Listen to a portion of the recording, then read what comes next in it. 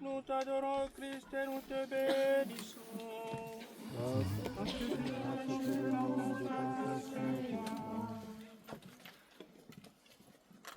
Septième station, Jésus tombe pour la deuxième fois.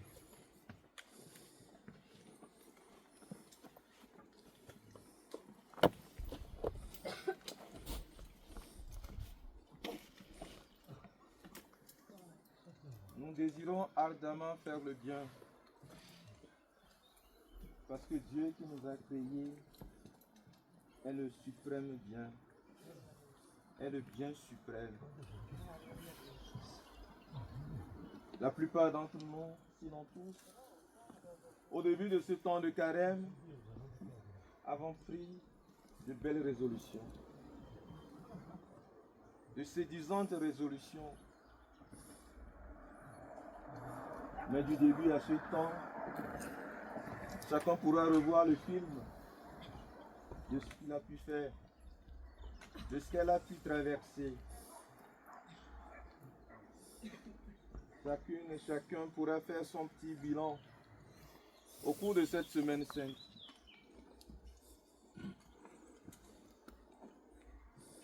Honnêtement, nous nous rendons compte que nous n'avons pas beaucoup évolué.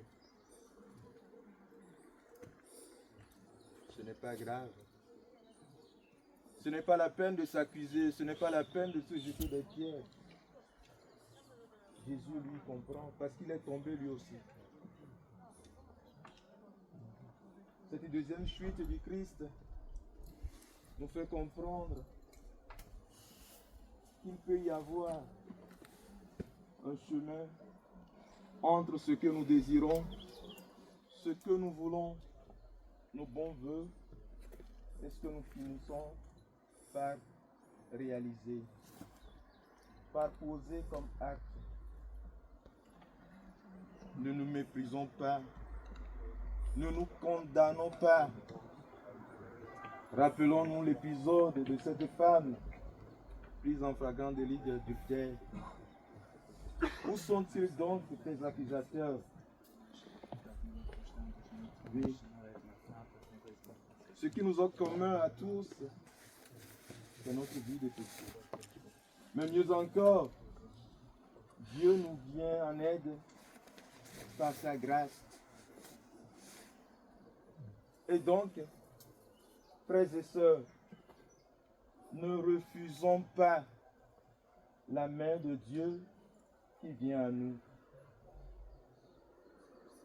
Ne cherchons pas à bâtir notre vie tout seul, toute seule. Ne nous fermons pas à la grâce de Dieu. Jésus dit, sans moi, vous ne pouvez rien faire. Sans moi, vous ne pouvez rien faire.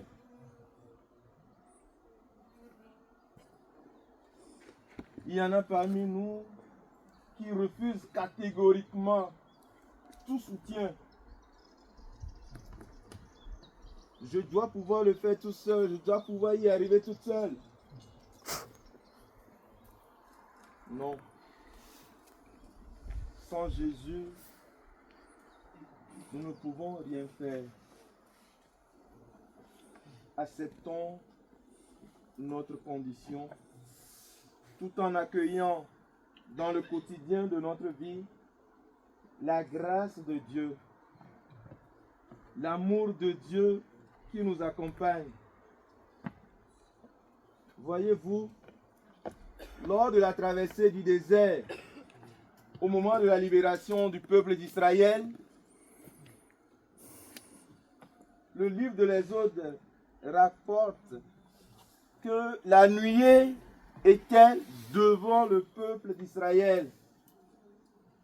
Et les Hébreux, les fils d'Israël, quand ils voyaient cette nuée, elle éclairait le chemin. Et cette nuée, c'était Dieu. C'est Dieu qui nous éclaire. Physiquement, il y a la lumière du jour. Mais au fond de nous, Nous avons besoin de cette lumière qu'est Dieu lui-même.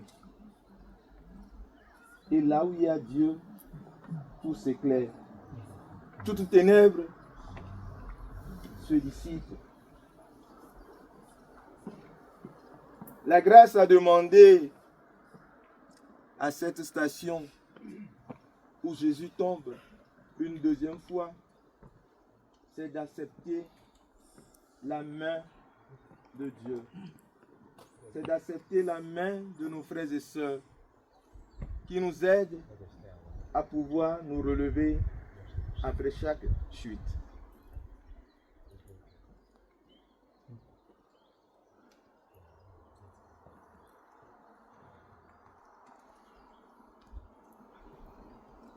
Jésus, nous prions pour tous ceux qui sont déçus d'eux-mêmes, parce qu'ils sont à nouveau tombés dans le péché, parce que la haine les a de nouveau fait chuter, l'égoïsme les a séduits, alors qu'ils avaient promis qu'ils allaient s'améliorer.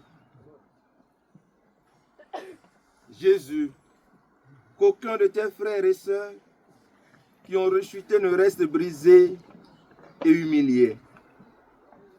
Relève-les. Toi qui es Dieu, maintenant et pour les siècles des siècles. Amen.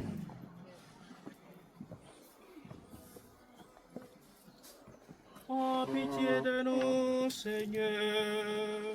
Oh, pitié de nous, Seigneur. Et que par ta miséricorde, les âmes des fidèles trépassés reposent en paix. Amen.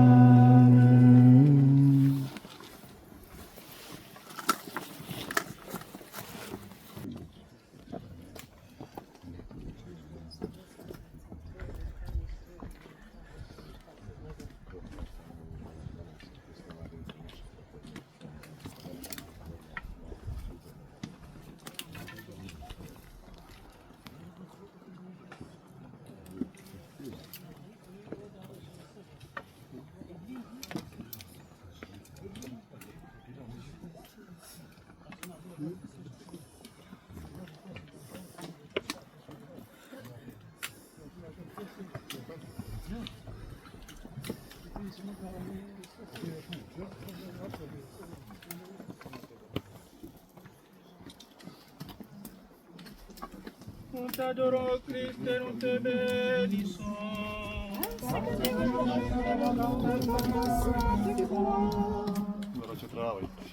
Huitième station, Jésus console les femmes de Jérusalem.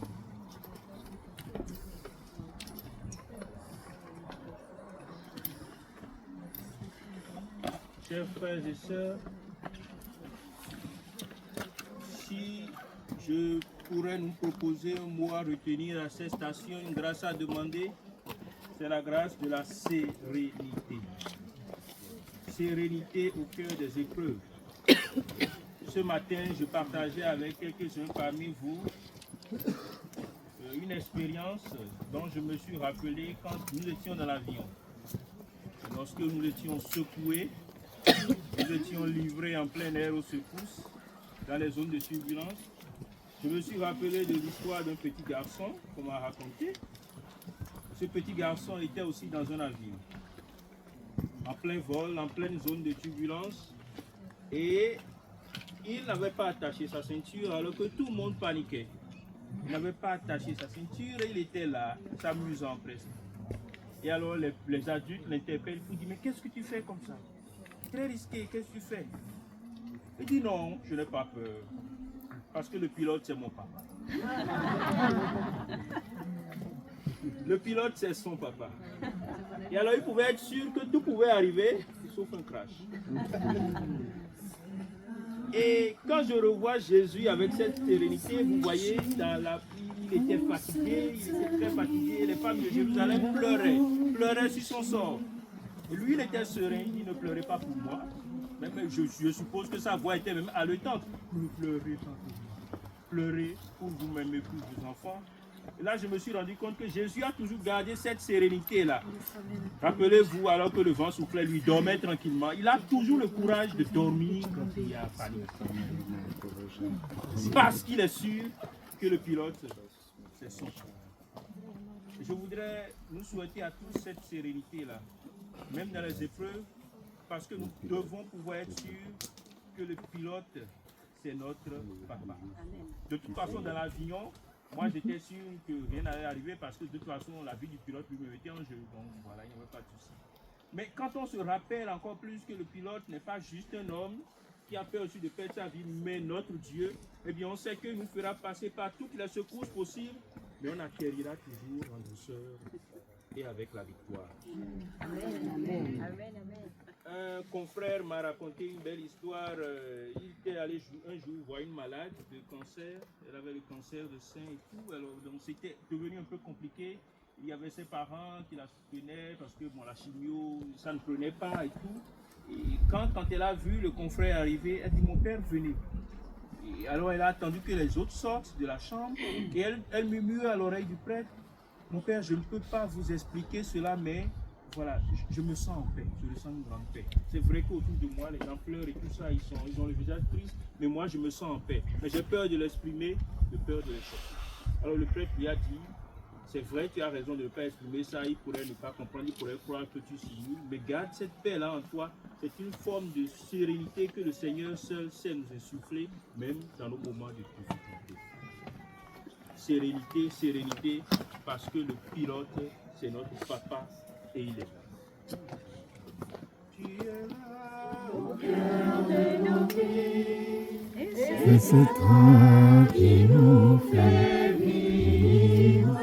Tu es là au cœur de nos vies. Viens vivre, Jésus-Christ.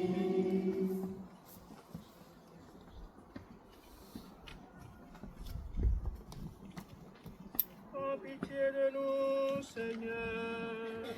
Oh, pitié de nous. Ne pas ta miséricorde, les âmes des fidèles trépassés reposent en paix.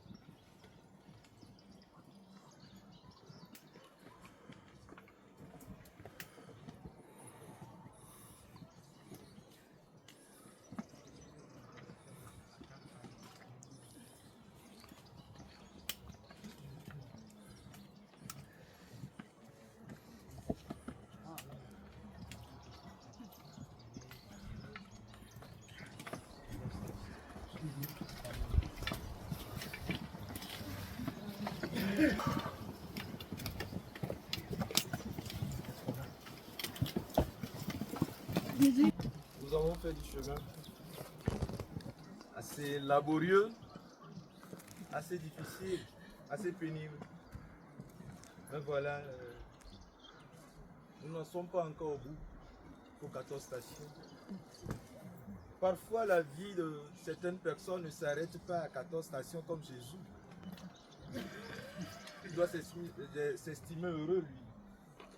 Il n'a eu que 14 stations.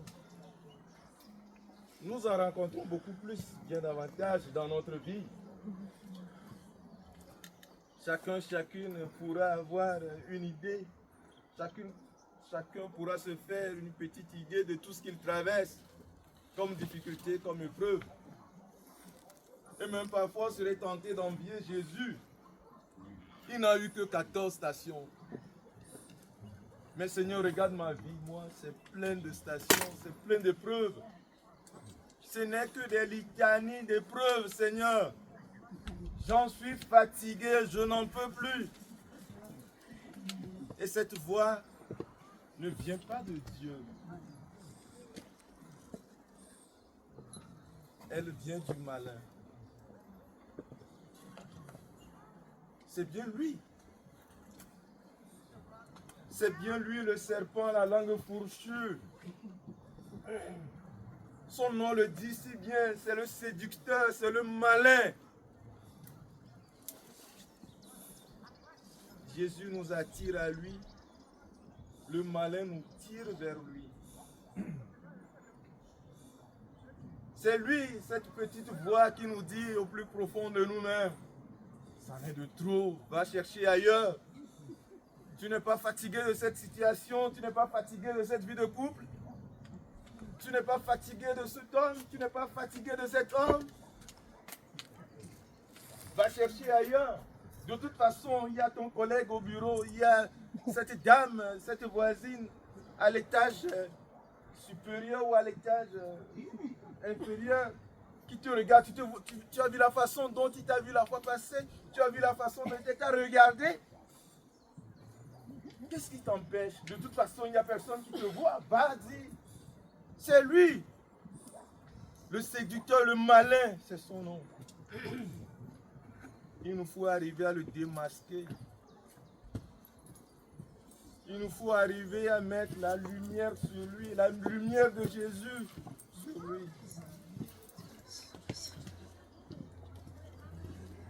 Il nous faut le confronter à la croix de Jésus. Oui, Seigneur, nous ne voulons pas que tu enlèves de nos vies les épreuves. Parce que sans les épreuves, nous ne rencontrerons pas la joie de la résurrection. Pas de vendredi saint possible sans la résurrection. Il a fallu un vendredi saint pour expérimenter la joie de la résurrection, la joie de dimanche, la joie de Pâques. Rappelez-vous l'adage, à vaincre sans péril, on triomphe sans gloire. La gloire nous vient de Dieu. Il ne s'agit pas de nous d'encenser la douleur, non. L'apôtre Paul dit, j'achève en moi ce qui manque à la croix du Christ. Il ne s'agit pas d'un bois servile, non.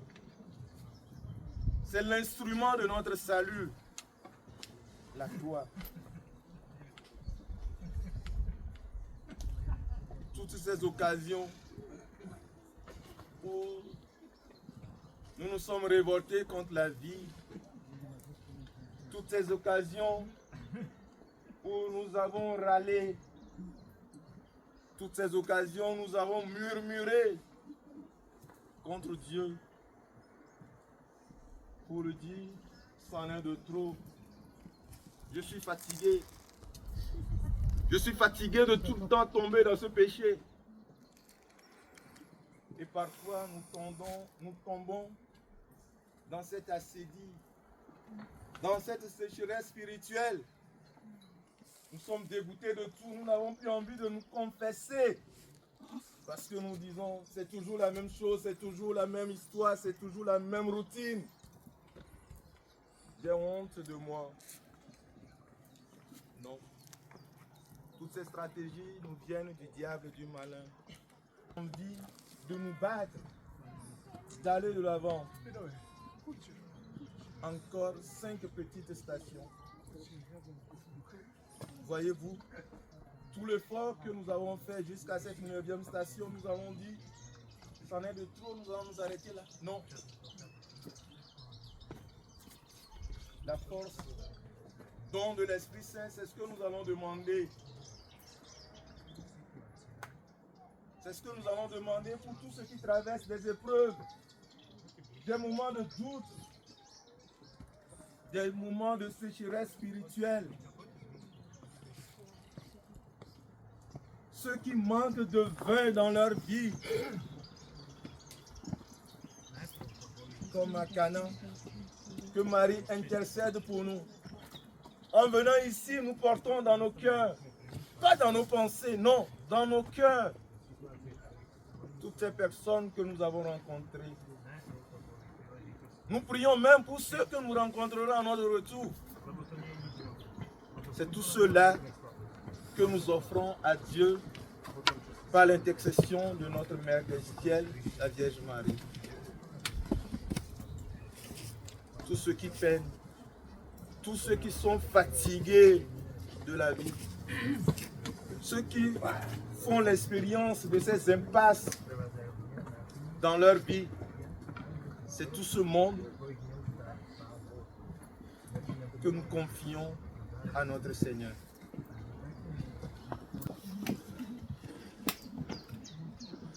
Mercy.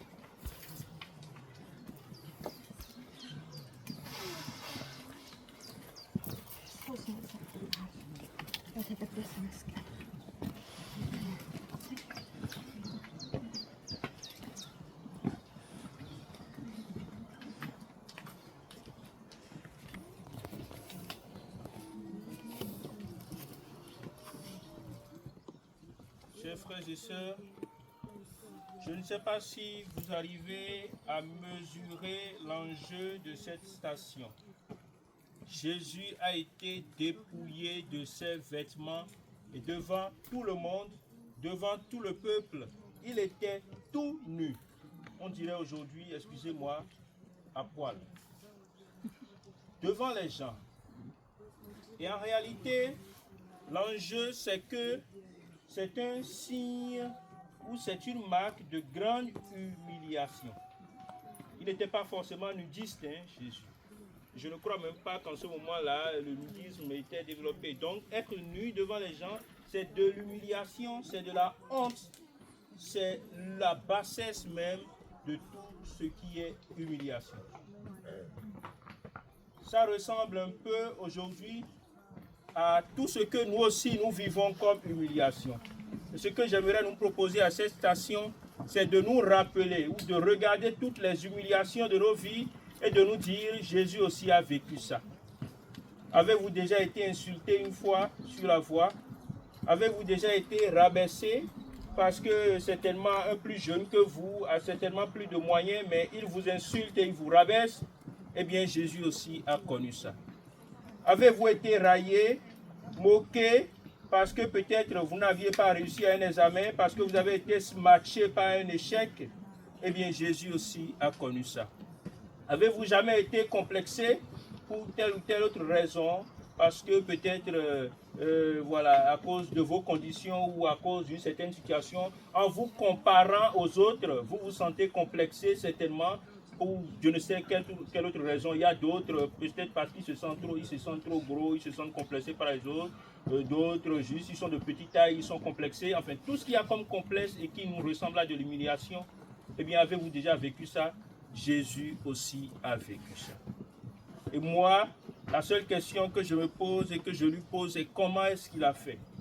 Parce qu'aujourd'hui, il peut arriver que beaucoup, à cause de l'humiliation, finissent par se mettre la corde au cou et se suicider. Ce n'est pas à moi de vous parler de tout ce qu'il y a comme difficulté et de combien de gens de plus en plus se suicident parce qu'ils n'en peuvent plus, parce qu'ils sont arrivés à bout. Et pourtant, notre Seigneur Jésus-Christ a connu ça et il n'est pas mort par suicide. Il n'est même pas mort à cette étape-là. Il est resté nu encore longtemps sur la croix. Que le Seigneur nous donne la force de savoir persévérer malgré tout. Et que les suicides s'arrêtent. Et que les découragements s'arrêtent. Et que la tentative de pouvoir se sentir nul, d'avoir honte de soi, de se sentir comme un échec puisse s'arrêter. Et que le Seigneur nous donne la force d'être victorieux de tout ça. Nous apprendrons aussi que ce n'est pas le moment aussi de se moquer de ceux qui sont dans des situations difficiles. Là, les soldats se sont mis à se moquer de lui. Là, les soldats ont pris sa tunique et ont commencé à jouer avec. Là, les soldats ont commencé par lui dire, tu es le roi, eh bien, tu as sauvé d'autres, eh bien, sauve-toi toi-même. nous aussi on pourrait apprendre à être plus bienveillants envers les autres, à ne pas nous moquer d'eux, parce qu'on sait que Jésus a vécu ça, et nous aussi on n'aurait pas supporté ça si on nous faisait subir ça. Que le Seigneur nous donne la persévérance dans les épreuves, et que nous ayons la ferme conviction que tout n'est pas fini, qui nous donne de ne jamais croire que nous devons avoir honte de nous-mêmes, qui nous rappelle combien il nous aime, et qu'il rallume en nous la fierté et l'amour de nous-mêmes pour la gloire de son nom. Amen. Ton nom soit sanctifié. En pitié de nous, Seigneur. En pitié de nous, Seigneur. Et que par ta miséricorde, les âmes des fidèles trépassés reposent en paix.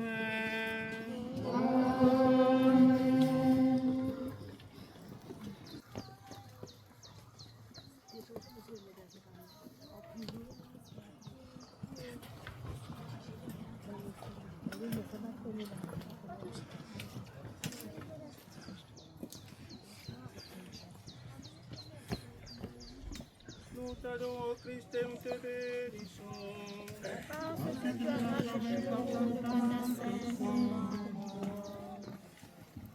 Onzième station, Jésus est cloué sur la croix.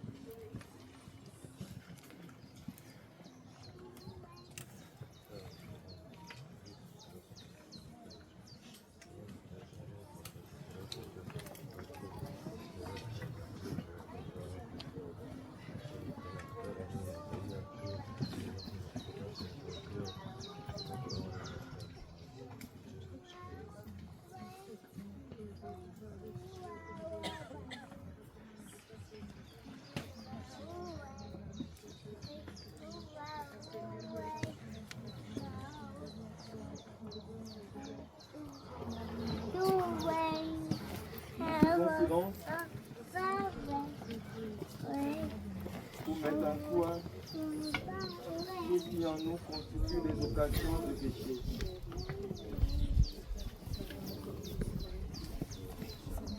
Nous voulons mettre en croix le vieil homme.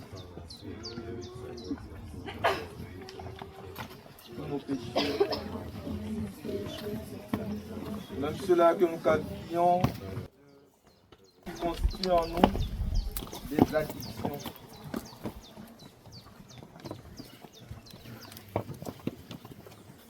En ce moment de silence, que chacune mette en croix, pose sur la croix de Jésus.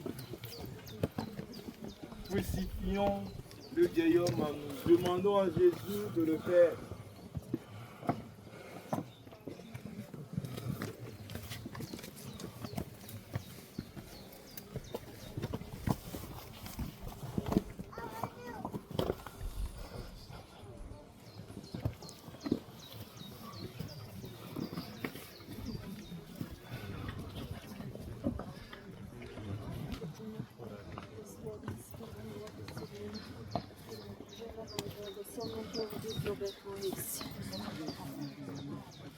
Oh, pitié de nous, Seigneur.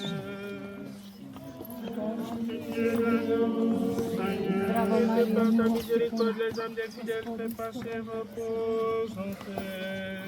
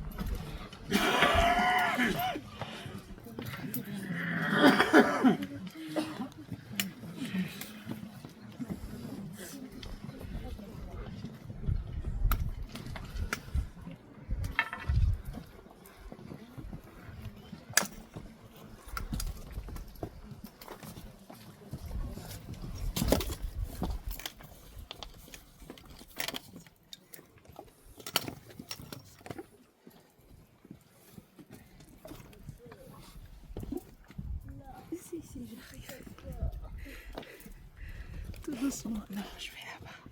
Merci beaucoup.